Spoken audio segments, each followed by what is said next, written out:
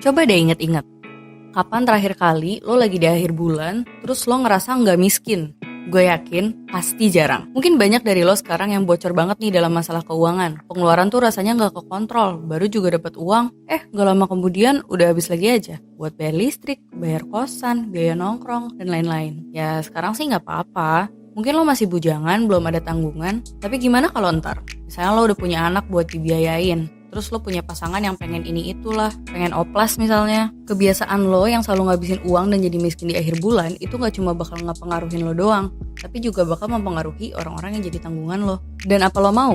Orang-orang yang harusnya lo nafkahin, jadi gak bisa makan gara-gara lo kehabisan duit di akhir bulan. Makanya nih, lo kudu belajar gimana caranya ngelola uang pribadi. Di video ini, lo bakal belajar prinsip-prinsip dasar keuangan pribadi anti miskin akhir bulan supaya lo bisa ngebangun kebiasaan yang baik di bidang finansial. Disclaimer, video ini penting banget buat lo tonton sampai habis. Lo bakal dapet banget manfaatnya, so keep watching. Oke.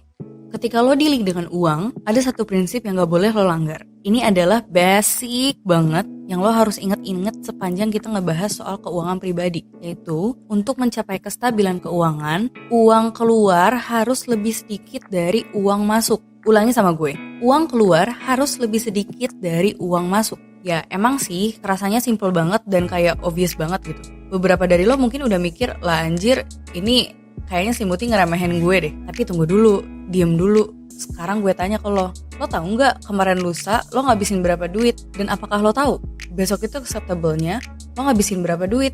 Nah kan, gini.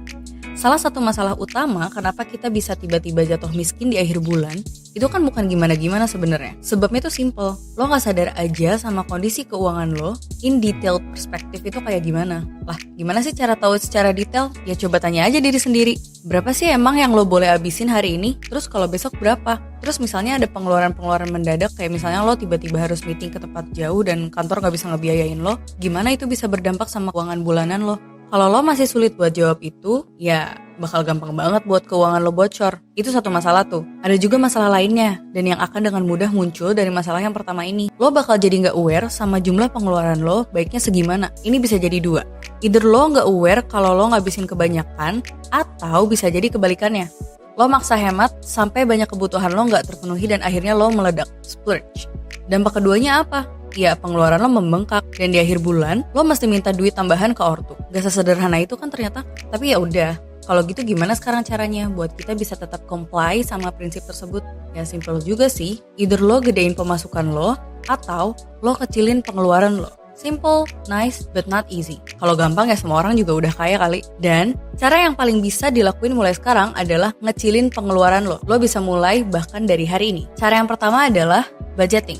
Oke, walaupun sebenarnya ini klise banget dan mungkin banyak orang yang malas buat ngelis berapa pemasukan dan pengeluarannya, tapi hal ini merupakan pilar utama dalam ngatur keuangan lo.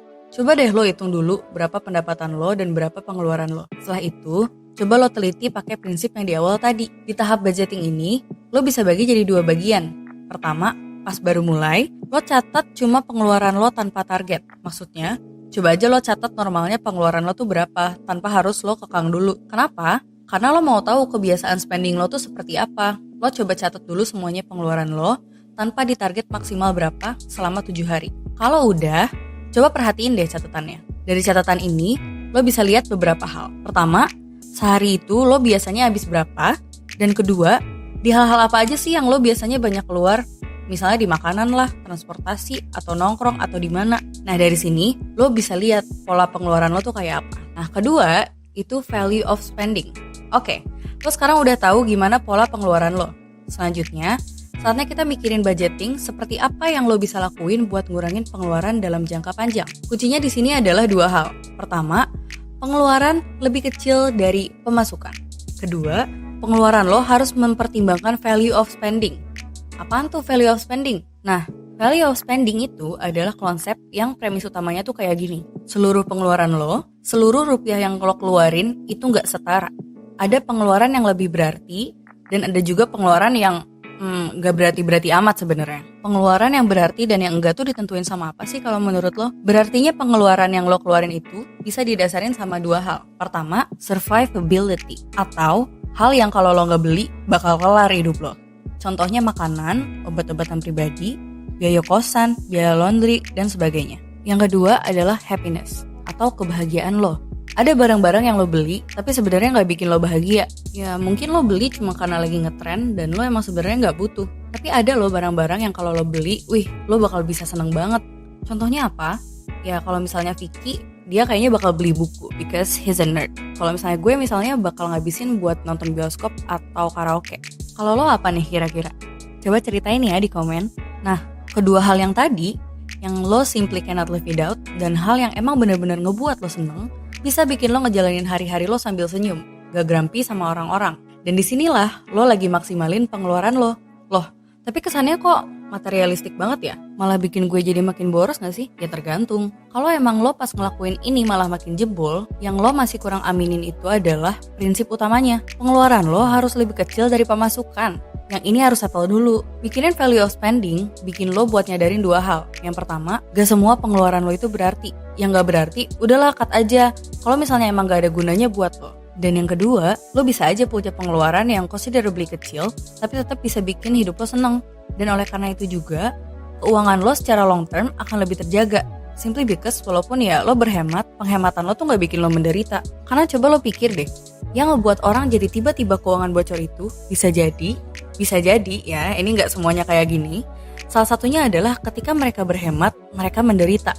Dan ini kesalahan, karena ya jadinya gak sustainable aja. Gue juga pernah masuk ke kesalahan ini. Dan sumpah deh, ini tuh ngeselin banget. Gue gak bisa makan enak, gue gak bisa seneng-seneng ketika gue tahu gue butuh. Dan gue harus tinggal jauh banget dari tempat kerja demi ngehemat biaya kosan. Dan dari situ gue nyadar bahwa ya produktivitas gue yang jadi korban. Ini jadi masalah banget, karena di umur gue yang baru segini dan belum punya tanggungan, jadi produktif adalah satu hal yang harus dijunjung tinggi. It's a part of your long-term survivability. Lo masih bisa banget ngecapai banyak hal, dan kuncinya ya adalah produktif. Kerja yang benar, kerjain side job, that sort of things. Makanya jadilah hemat, tapi hematlah dengan strategi. Kalau gue punya duit buat beli HP yang mahal, dan HP itu bakal ramp up my productivity, ya I'll buy that shit. Kalau buat gue, dengan makan makanan yang mahal bisa bikin gue puas, dan setelahnya gue akan produktif, ya gue bakal beli makanan mahal itu. Sebaliknya, gue gak bakal beli PS4, beli sepatu baru, atau beli laptop gaming karena gue tahu hal-hal tersebut yang gak akan bikin gue happy juga. Mungkin itu aja tips-tips dari gue.